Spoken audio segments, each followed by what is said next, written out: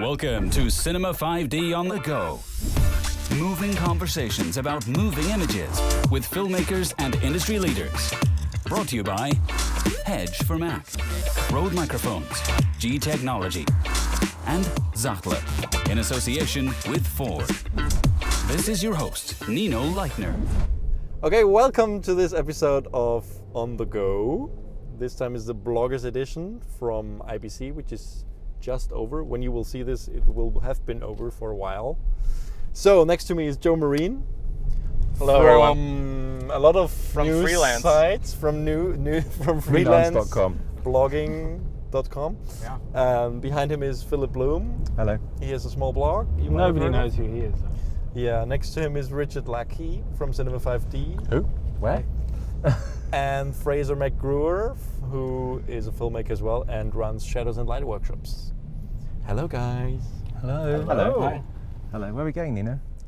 Actually, I'm dropping you and Can we- Richard at the airport, which is true. That is actually And we're true. using the chance to record one of the happen shows. soon And enough. Joe and Fraser have just to tag along. They just have to be dragged to the airport. Yeah, they have to go to the Because airport. there's nothing more fun than going to the airport when you're not flying. So, Philip, why did you decide to come just for a day? And why did you come at all for such a relatively slow show? You're saying it's not worth coming to. I don't know. I think you tell me. I was going to come for the whole thing initially, and then Photokina, of course, is coming up. It's every 2 years, and Sony have asked me to talk at that every day, and it starts in just over a week's time. And I didn't doing 2 shows in a row.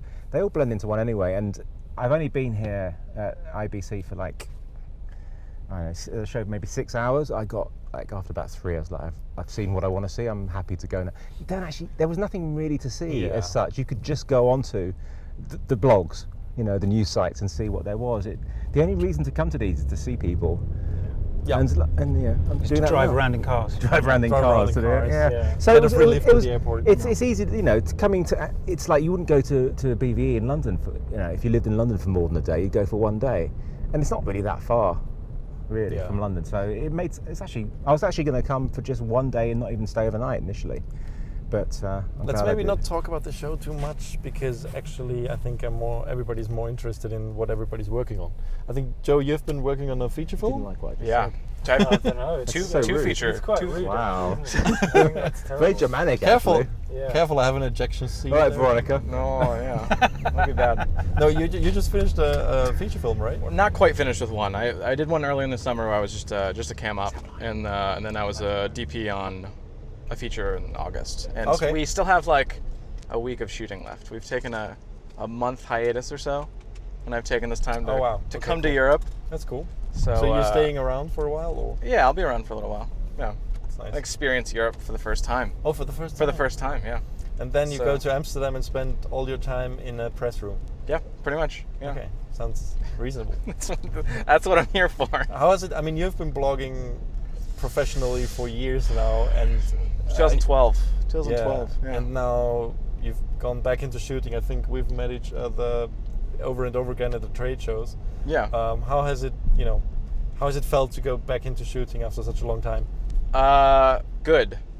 Just being on set in general, getting back on set was fantastic, because I think I took too long of a hiatus. I missed that atmosphere, and you also, when you're not on set enough, you lose a little bit. You lose the edge. So I thought I needed to get back on set. So Yeah, cool. So I've done that. And it's been good. No, I've been really happy to be shooting. It's like there's nothing like, to me, there's nothing like being on set and like getting a shot and a scene working out, and then or something going really wrong, and then you having to figure out in 5 minutes how to fix it. Yeah, and also I think going on set, you kind of get back into that mindset again. Why you actually, or for me at least, why I started blogging years ago, because it's like saying windmill shows we actually are here. Is there a camera So- covering that? no, because what are you talking about, guys? It's a big windmill. Look, go around, look, show the viewers. Yay! That's why I'm going here. Like why I'm driving here. This is one way, by the way. And no, I mean, there's literally being on a set for a while again, just kind of like, oh, you know, I'm trying this piece of gear, and you know, I can. It's like when you get into this reviewing gear thing a bit too much, you kind of lose track of, you know, what it's really like being on a bigger set. Right, and you also lose track of like what if that piece of gear is actually good. Like if that's actually something you'd want to use, because, you know, I think some of these companies, they design stuff without ever having actually gone on set, or they're like, they make stuff and they're like, this will be great for you on set, and you're like, well, this is going to happen when I do this, so no, it's not going to work for me. Yeah. So yeah, for that reason, it's great to actually get back on set and be like, okay, this is what I like to use now. This is what I know I need. Yeah. You realize really what you need once you get back, I think, after being out of it and seeing all the gear that's there.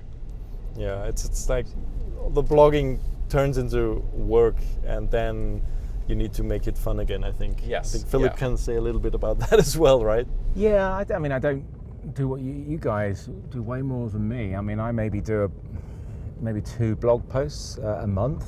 Literally, that's about it. And they're quite big, and I try and think they're not. I'm not a news site, because there's no point competing with, you know, proper news sites, because they have lots of people working for them. So I just try to do something which is different and unique. And, but I do daily, you know, I guess you could say I do daily blogging via social messaging. Definitely. Instagram and Facebook, that takes up way more. And I do like, I don't know, like 6-7 posts a bloody day. Actually, I am. You're doing one right now? I should do, really, shouldn't I? You should do a live stream to Facebook.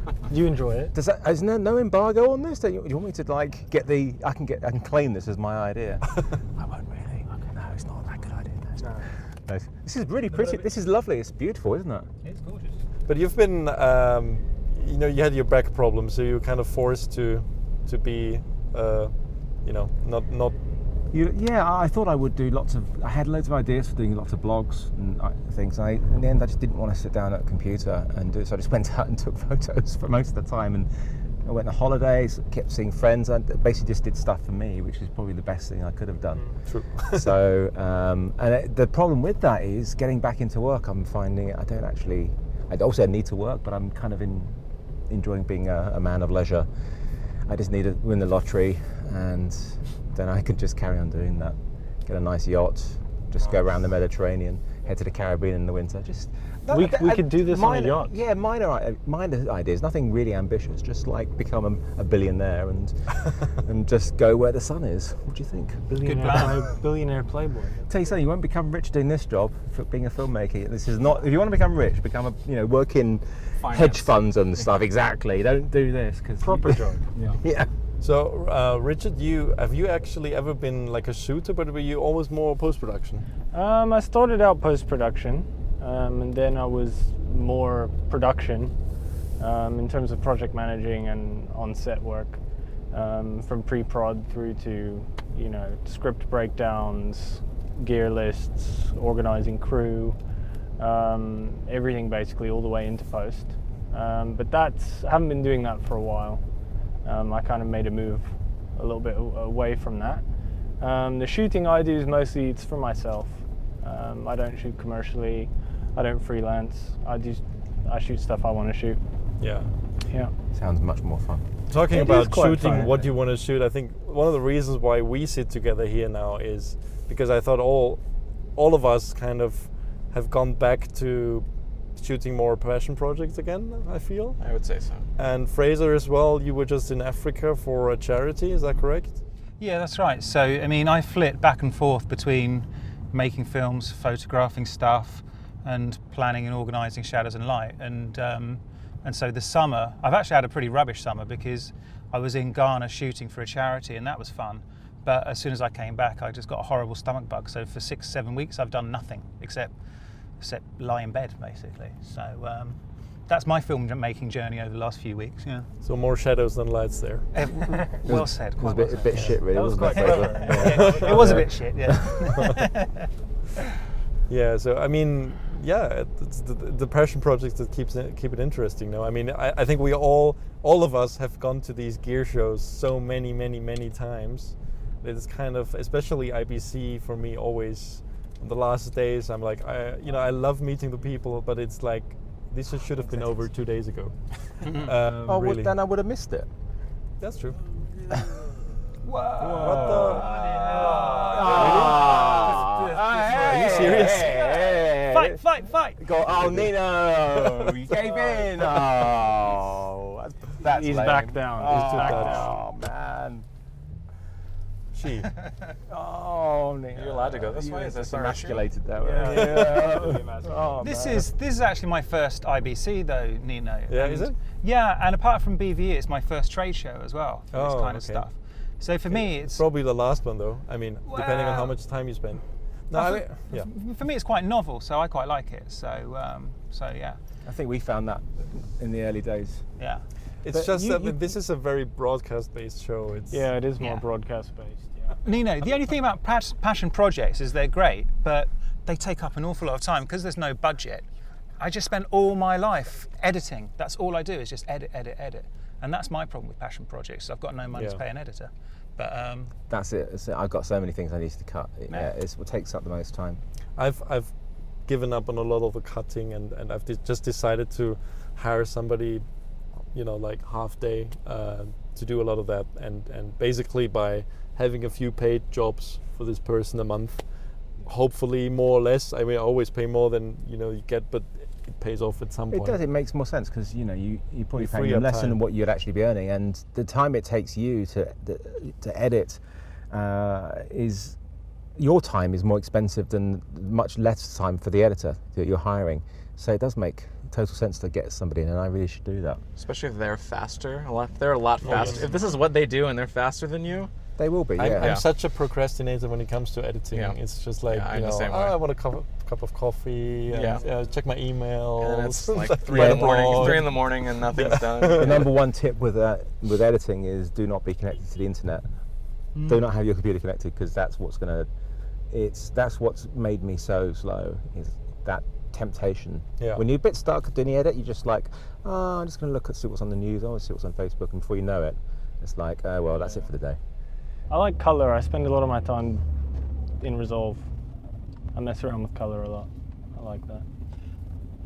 So yeah, Richard. I mean, you're doing a lot of color grading, and on our side on Cinema 5D, you did some of the most popular posts, which I'm pretty much clueless about coloring, Yeah.